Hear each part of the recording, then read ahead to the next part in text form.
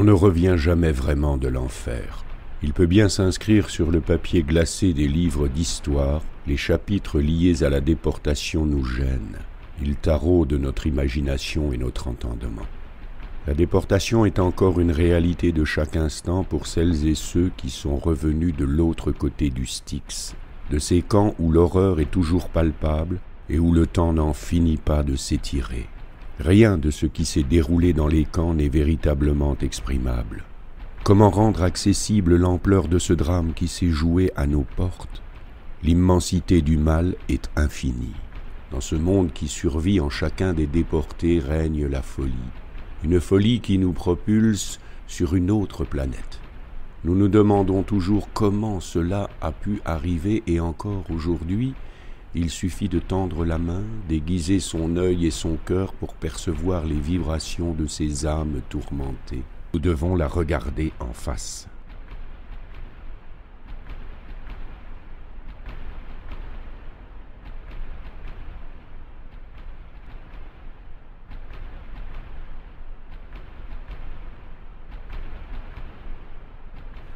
Le wagon se remplit. Nous n'y serons pas plus de 40 à l'arrivée. C'est dire que nous aurons eu le sort le plus enviable de tous ceux de ce terrible convoi. Le 7909 quitte Révigny avec ses wagons corbillards. Nové-en-Gare, 18 h. Heine donne l'ordre de départ des convois de déportés. Dietrich, capitaine de gendarmerie, accompagne parfois les convois. Nové-en-Gare, 21h55. Le 7909 est refoulé sur la voie 3 du triage. Dans le train, 450 morts. Dietrich, qui en rend compte à Metz, s'entend répondre qu'il devait convoyer les vivants et les morts. Novéan, 23h50. Nos corps sont à tel point déshydratés que les glandes salivaires sont complètement sèches. Nové-en-Gare, 4 juillet, 6 h. Ollinger, le directeur des douanes, a remarqué en traversant la cour extérieure de la gare une odeur fade et vireuse. Le train de déportés est bourré de morts. Les corps se liquéfient littéralement. Nové-en-Gare, 7h15. Le chef de gare souhaite bon voyage au capitaine Dietrich et donne à la locomotive le signal du départ.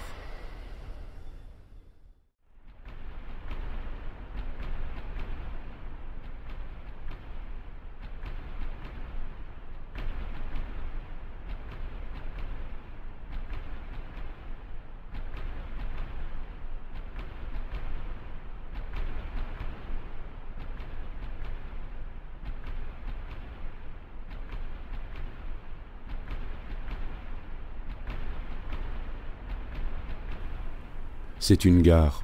Les aiguillages mal huilés nous frottent la peau sur les planches dures.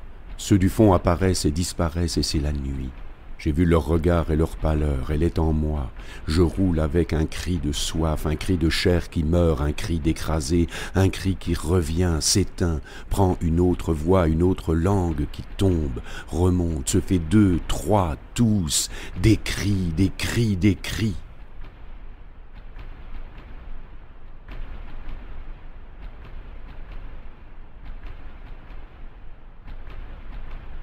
Sarrebourg-Gare, 11h56. Le 7909 est branché sur la voie 15. Jules Martin, délégué de la Croix-Rouge, s'adresse à un sous-officier. Ce qu'il a vu le remplit d'horreur. Haguenau, 17h33. Le 7909 s'ébranle. Karlsruhe. Le hall de la gare est complètement écrasé par les bombes. Stuttgart. Le train roule dans un paysage verdoyant. Ulm. Mélancolie. Nous nous sentons hors de la patrie. En proie à la faim et à la soif, nous voyons défiler les champs, les villages, les gares aux noms qui ne nous disent rien. Qu'on arrive n'importe où, mais qu'on arrive. Burgau. Munich. Dachau.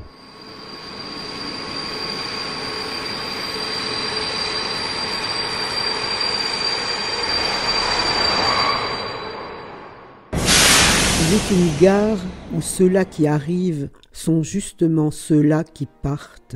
Une gare où ceux qui arrivent ne sont jamais arrivés, où ceux qui sont partis ne sont jamais revenus. C'est la plus grande gare du monde. C'est à cette gare qu'ils arrivent, qu'ils viennent de n'importe où. Ils y arrivent après des jours et des nuits. Ils y arrivent avec les enfants, même les petits qui ne devraient pas être du voyage. Et quand ils arrivent, ils croient qu'ils sont arrivés en enfer. Pourtant, ils n'y croyaient pas.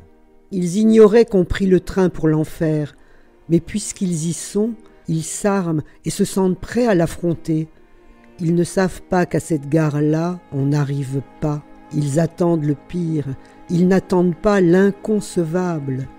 La gare n'est pas une gare, c'est la fin d'un rail. Ils regardent et ils sont éprouvés par la désolation autour d'eux.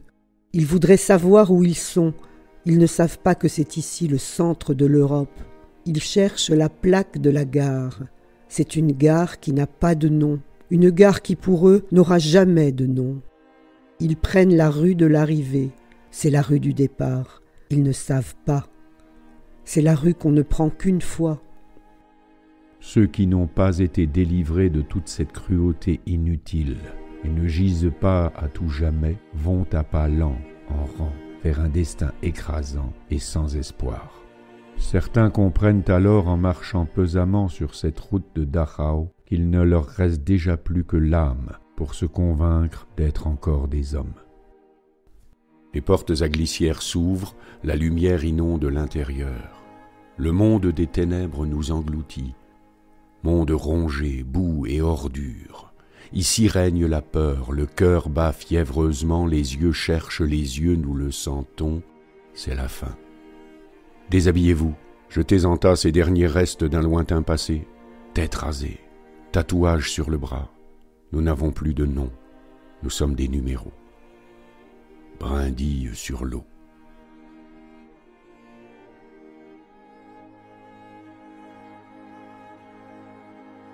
Cette tête bouclée aux cheveux ondulés, 2 mains froides lui couperont les cheveux, et on arrachera des lobes et des mains les bagues et boucles d'oreilles.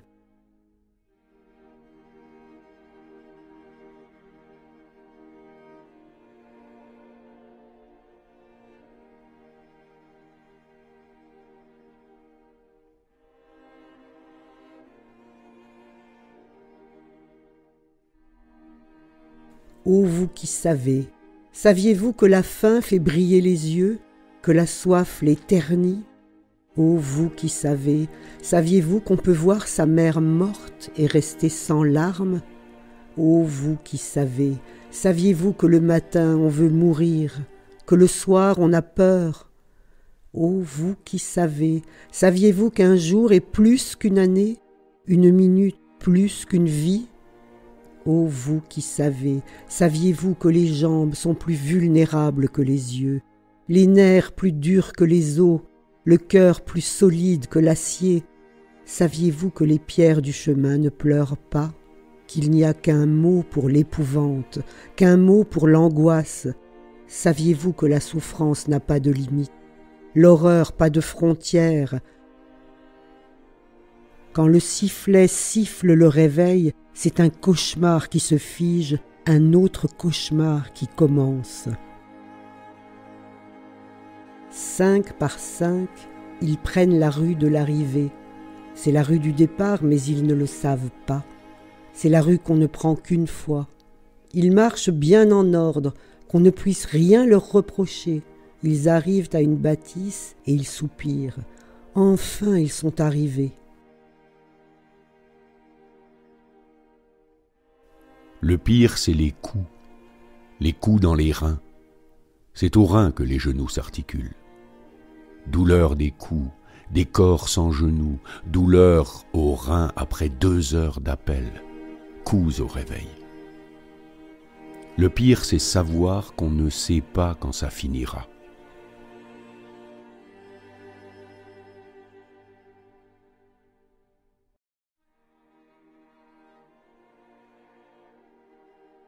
Il faudra que je me souvienne, plus tard, de ces horribles temps, froidement, gravement, sans haine, mais avec franchise pourtant. Il faudra que je me souvienne.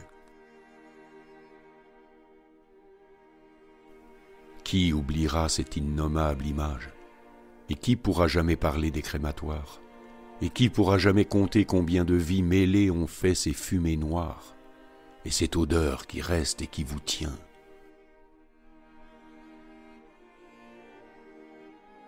Et tout le jour, et toute la nuit, tous les jours et toutes les nuits, les cheminées fument avec ce combustible venu de tous les pays d'Europe.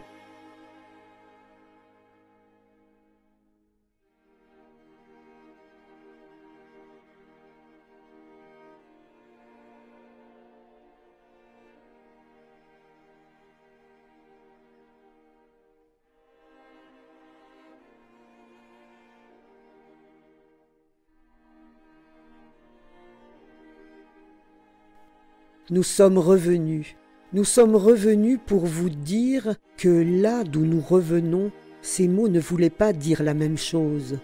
Les mots qui disent les choses simples, avoir froid, avoir soif, avoir faim, être fatigué, avoir sommeil, avoir peur, vivre, mourir. Si vous ne voyez pas la différence, c'est que nous ne savons plus les prononcer avec le sens que là-bas ils avaient. Nous voulions nous faire entendre, nous voulions nous faire comprendre. Ne croyez pas que nous en ayons du dépit.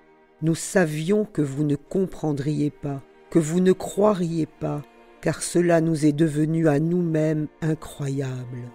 Pourquoi iriez-vous croire à ces histoires de revenants qui reviennent sans pouvoir expliquer comment?